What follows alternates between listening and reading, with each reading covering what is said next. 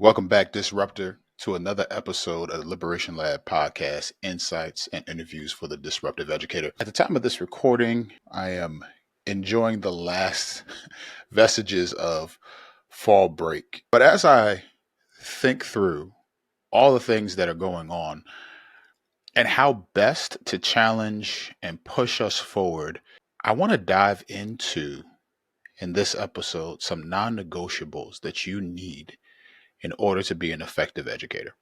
Some non-negotiables. So I want to start this way. In order for us to really get a picture of where things are currently, we must take a look back, right? When we look at the U.S. educational system, and we look at it from a educational justice lens, we know that education is almost the tale of two cities, the tale of two extremes, where your zip code significantly impacts your measures for success. We have the persistence of the opportunity gap, the disparities in educational outcomes among different racial and socioeconomic groups. We have the continued vestiges of Brown versus the Board of Education prevalent in low income areas. And let me be careful here, because even when I say low income, it may present it like it's the problem of the people in that location, but this is a intentional, calculated exploitation of people groups in these yet to be United States of America. They have fewer resources, often less experienced teachers, and larger class sizes. All the things that make it harder to teach Black and Brown youth. And so when we think about this year, maybe you're where I am. As I sit here to record this episode, there are moments where I struggle to find hope. And here's what I mean. I badly want to help disrupt, change, improve, dismantle, all the words, this oppressive system of schooling that we know exists. Yet, I have to work in a system that I know actively oppresses and struggle with being complicit in said system, even though I'm fighting against said system. And so when we're talking about the historical picture, I think it gives us a call forward. How can we be the educators that we need to be unless we know the larger story that we're being written into? We know that the data is there, right? Equitable access to educational resources, opportunities for all students, regardless of their race, socioeconomic status, background, disparities in funding, accountability in funding, because we all know that there are some schools that get money, but where does that money go? Teacher quality, educational facilities. And we know this to be true because in a capitalistic society, the the way that we show that we care is when there's a dollar sign attached to that thing. We know that there is a massive issue on who gets excluded from opportunity in education.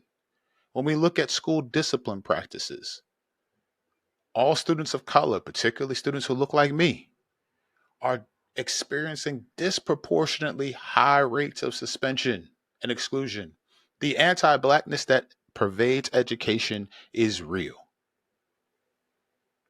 And education becomes something that we have to survive, that we don't thrive in. We, quite frankly, would rather push out perceived problems than do the work to heal and restore. And then on top of that, the disproportionate numbers of Black and Brown children recommended for special education. And again, this is calculated. When the funding formulas are tweaked to give more money to the students who are in that programming and exclude them from testing data, what do you think is going to happen when we have people who fail to understand the students that they punish? We'll say, oh, well, they're not learning. Something must be wrong with them. Not something must be wrong with the teaching, the education, the curriculum, the lack of representation. No, something's wrong with them. So often the ask of students is to assimilate into the dominant culture, and only the ones that acquiesce can succeed. So, how is it that we can move forward? What is it that we need to do despite all we're experiencing? What are the non-negotiables? And listen, this isn't an exhaustive list, but these are some things that I'm reflecting on in my practice that I hope pushes you forward as well. The first thing that I think that we must do to be highly effective, and this isn't going to be measured on Danielson or your TNTP rubrics, but we need to have a commitment to radical humility. There is a habit, if you will, in education, where we will gladly point to ourselves when the data shares good news: higher test scores, graduation, um, improvements in grading, our grades. We'll point to ourselves and say, yeah, I worked really hard. I did the work necessary to help my students get to that next level. But we'll quickly point away from ourselves when the data tells a different story. Suddenly, the outside world is the reason that our children aren't succeeding. Now, I hear you, Bobby. You don't know the students I teach. Bobby, you you don't understand. I'm not saying that external factors don't impact our children, but I am saying that we have to have the Mulan effect. Anybody that knows me knows that my favorite Disney movie is Mulan. And Mulan really um, pushes back against misogyny, gender roles, sexism, and all the things. And one of the ways that it does that is Mulan is um, she cuts her hair, pretends to be a man by the name of Ping, and as a result, she enlists into the army. They're going to go fight the Hun. And the general who's in charge of the troops is telling them that he is going to make a man out of them. She goes through the training. She is horrible at first. And there's this one challenge that every single officer has to go through, and that is you have to hold these two massive plated weights, and you have to get to the top of this pole. It is the only way that you prove your manhood. Well, Milan, being the intelligent woman she is, says if I take these weights and I string them together around the pole, they will act as a counterbalance to push me, propel me to the heights I'm trying to ascend to. She takes the left one, takes the right one, wraps it around the pole, pulls herself up, and gets to the top of this obstacle. In other words, two competing realities. Yes, there are external factors affecting my children. And yes, I can be a better educator. If we took those things and wrapped them around the obstacle in front of us, maybe, just maybe, we could climb and ascend to better outcomes for our students. Use them as a counterbalance. That's the Milan effect, where we hold those two competing realities in tension. If you've been listening for a while, you know that I started in Camden, New Jersey. It was voted the most dangerous city to live in, one of the poorest. And I went in those years and I said I was going to, quote, save these children. I never said it in those words, but that was the reality. It was my inflated sense of self, my bias, that was the main obstacles I had to get over in order to really teach these kids. I was challenged by actually having proximity to some of the most brilliant and hardworking students I've had the honor of teaching. And they taught me that humility will take me much further than believing that I had all the answers. See, when I first started, I needed to be the sage on the stage. They needed to know that I knew the answers. I knew how to teach. And more, uh, that is due more so to the fact that I was teaching to prove my own worth rather than teaching to empower them. It was more about me. I needed to be seen. I needed my ego assuaged. I needed the applause. I needed to see that the data mattered. I. See, what radical humility will do is get you off the driver's seat. Or let me say it this way, radical humility will get you off of the throne. You don't need to be centered in everything. That's part of the problem in education. That does not mean that teachers don't need the support, teachers don't need the attention. But at the end of the day, we are public servants to students. And I think that we forget that sometimes, particularly when it comes to um, how we punish and push out our students. Without the students, we don't have a job. And education is a right, not a privilege. And it would behoove us as educators to commit to a radical humility that says, I don't have it all figured out and I can always grow. One of the things that really burns me up about education is that when we have teachers who have 20 years and 30 years, and I've been doing this for a long time, they get set in their ways and feel like they can't grow, learn, adapt, change. And they tout the fact that they have been an educator for X amount of years as a reason to show their expertise. Yet, if you dig deeper into some of that data, you realize that they've been spending 20 plus years failing students over and over and over again. Don't tell me how many years you've been in. Tell me how you've grown since you started. So we must be committed to radical humility, but we also must push ourselves to be culturally proficient. Now, when I say that, I am not telling you that you need to have intimate knowledge about every one of the 25 students that's in your classroom, about their culture. And when we typically think culture, we think shallow culture.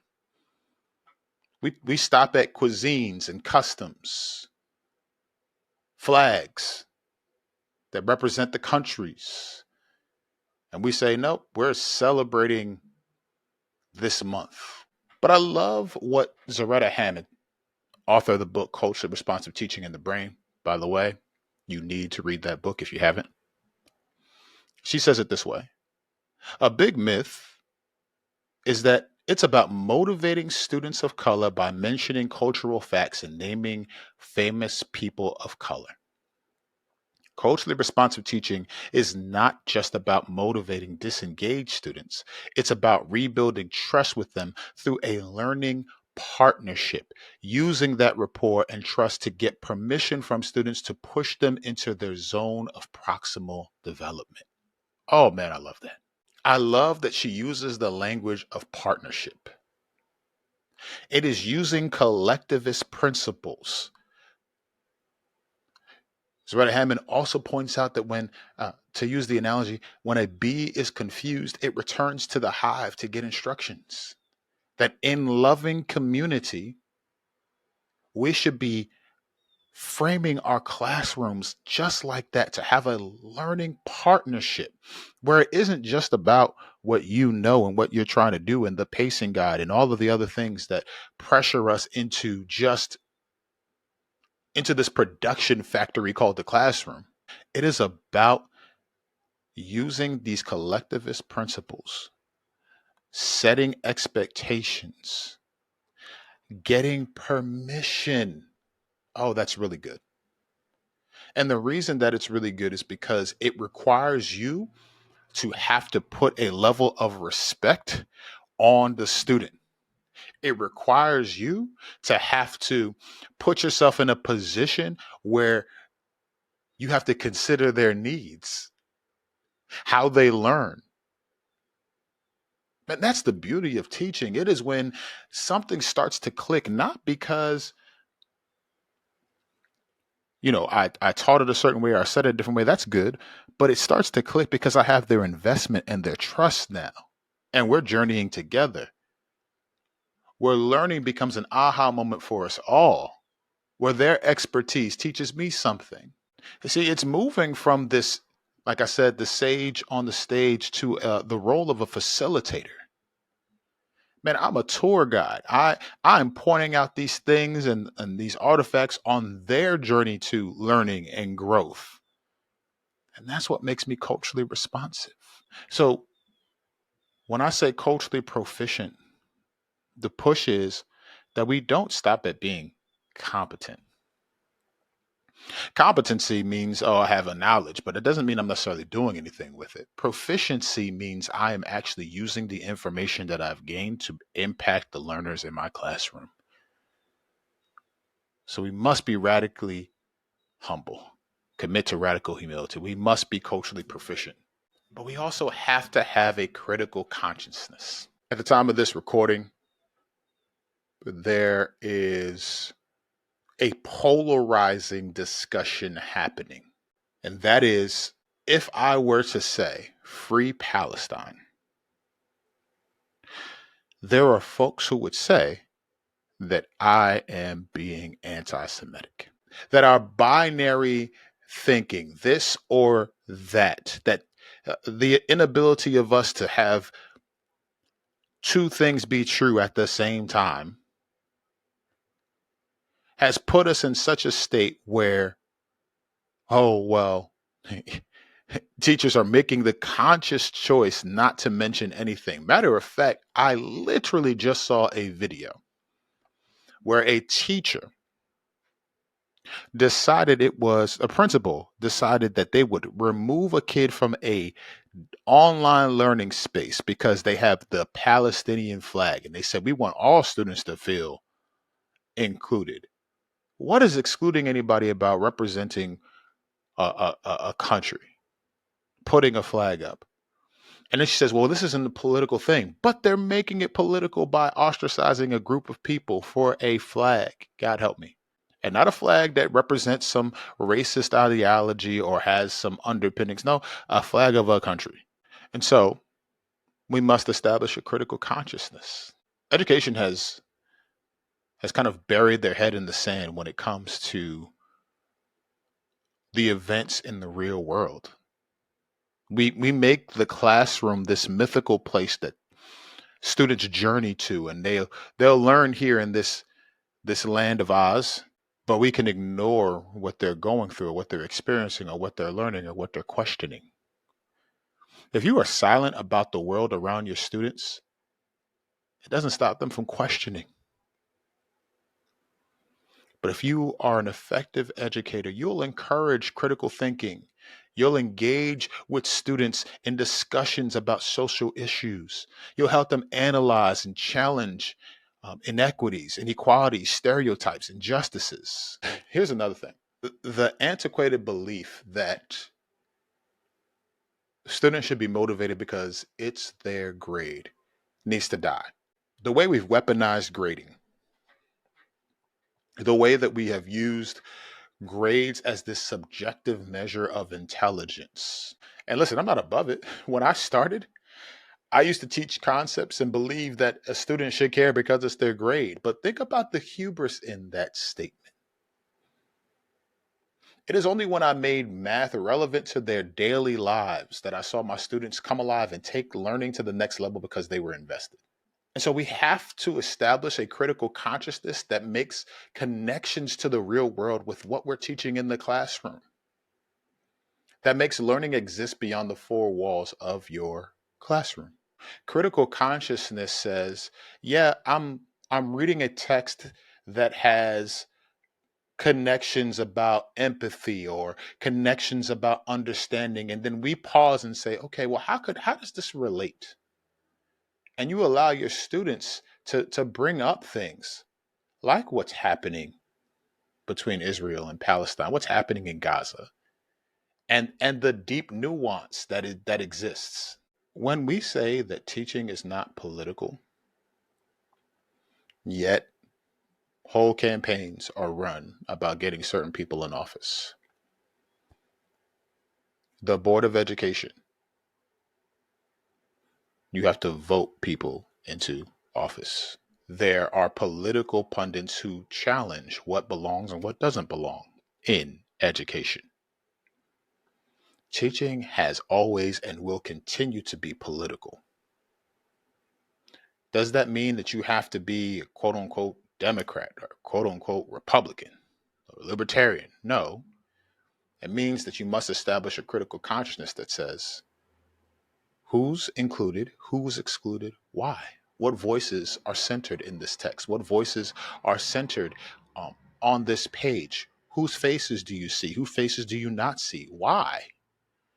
You teach them critical thinking that takes them beyond centering themselves or the people that look like them. And I mean this for every single people group. So we must commit to radical humility. We must be culturally proficient. We must establish a critical consciousness.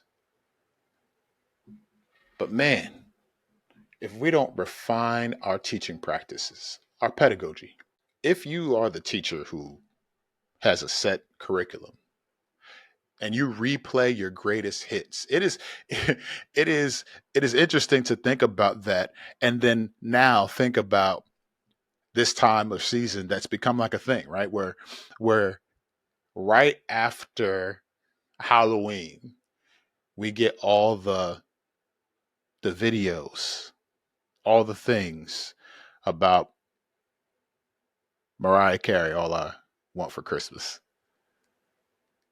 And that hit continues to play every single year around the same time. She says she's unfrozen and now she's ready to go. It's that time of year again. And I think that is akin to what teachers do when they take the same thing that they've done for years and they replay it year after year after year. They take their greatest hits on repeat instead of considering the positionality that they might have in the classroom, the students in the classroom, what's going on in and outside, what's happening, what's the cultural context in which they are embedded, what's the history of the community. They don't apply various teaching strategies. We talk about differentiated instruction, but we don't really do it. Project based learning, how we actually use formative assessment in a way that helps move things forward, the feedback we give students. Like if you're writing good job, but that's it. Listen, I'm the first one to advocate for relationship building and empathy, but if you have all of that, yet you fail to grow in your teaching methods, you are committing educational malpractice. If your students aren't learning and growing, we are failing. But with that, man, we got to have some emotional intelligence. This capitalistic system of schooling continues to produce or continues to demand that we produce and robs us of humanity. Emotional intelligence means that we are attuned. We have the right frequency of our students' emotions. It means showing empathy and providing emotional support. And here's the rub with that. Too many educators are in classrooms failing to regulate their own emotions but demanding that students do. We have higher expectations of students than we do for ourselves. We can't overlook that this skill impacts us personally. We must do the internal work necessary to have the external impact that we desire. I was teaching a class one day. I was teaching a middle school math class. I was actually in Trenton at the time. And we were going through this lesson, and I had a student who was on my basketball team, a student who I coach, a student who I deeply care about to this day. Student reminded me of me in so many different ways. Young black male, he's charismatic, he was funny. But for some reason today he was just an off day. We were teaching a lesson, me and my co-teacher were co-teaching, and this student's in the back of the classroom. He has his head down. I try to get him engaged, ask him what's going on, get curious. But when he decides to pick his head up, the next thing he decides to do is disrupt the lesson, crack jokes. People are literally almost falling out of their seats at the jokes he's cracking. He's really funny and he knows it. Dangerous combination. And so, as we are um, engaging and he's disrupting, I asked him to step into the hallway so we can talk. My co-teacher takes over the lesson. I step into the hallway and we proceed to engage in a conversation. Now, here's the thing. I grew up in a military household. My grandfather was retired, served in Vietnam. Sir, yes, sir. No, sir. Look me in my eyes when you're talking to me, son. Like those kind of things. And so for me, that was how I viewed respect. Look me in my eyes. And I demanded that this student do the same thing. Why? Because that's how I was raised. I was writing my own autobiography by looking at this student's actions and judging them as respectful or disrespectful. When to the student's perspective, he wasn't looking at me because there was shame attached to what had just happened in the classroom. He knew he was wrong and he knew he had disappointed me. But by demanding that he engage with me in a manner that I felt like was necessary, I put him in a position where he had no choice but to be defensive. So, fast forward the story, we have a discussion that goes nowhere. And you know what I had to do?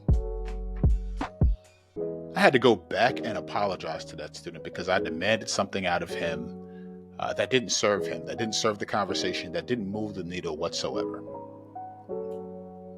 I lacked emotional intelligence in that moment. And unfortunately, what I just said is on repeat in classrooms all throughout our nation. Emotional intelligence will put us in position to be a student of our students, where we learn them, learn what makes them tick, learn how they engage. What are the things that happen when they feel frustrated, when they feel like things aren't going right? And so, when we talk about what it means to be a highly effective educator, there are many things that we could add to this list, but I suggest that these 5 are necessary for us to be able to move the needle forward. And I would suggest that in this time, in this season of education, these 5 are non-negotiable. The disruption that we seek to the things that are affecting us are hinged on, are dependent upon the disruption that we are willing to do within ourselves. What I mean is, you have been trained to approach education a certain way, and your teacher prep program has probably, I'm going to say, has left you ill prepared to deal with students in a way that honors their humanity while still honoring yours. So, here's where our challenge is. Alone, you can be excellent. But together, we can be exemplary. In loving community, rally around folks that are moving in the same trajectory, challenge each other, push each other. Let's do it because kids deserve it. So, listeners, disruptors, I hope you're doing well. I hope this year of education is your best yet. And I'm glad that you are still fighting this fight because our kids need it. Till next time, till next week, let's keep pushing.